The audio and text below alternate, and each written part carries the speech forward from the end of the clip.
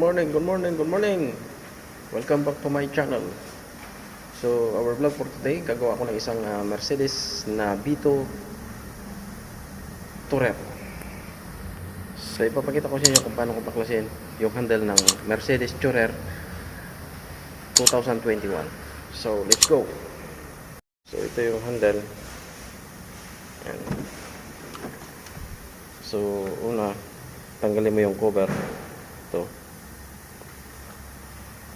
Tsaka, kailangan ang handle nakaangat ng ganyan. Tsaka muluwagan yung tornilyo doon sa loob. Kasi, pag hindi mo inangat to, may tendency na mahirap ang may balik. So, watch mga kagod. So, let's go. Tanggalin mo to. Naka-cover niya. So, ito.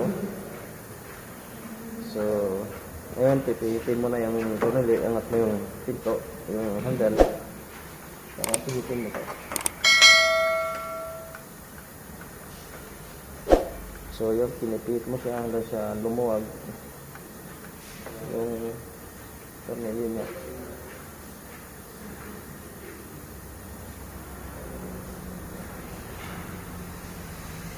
So,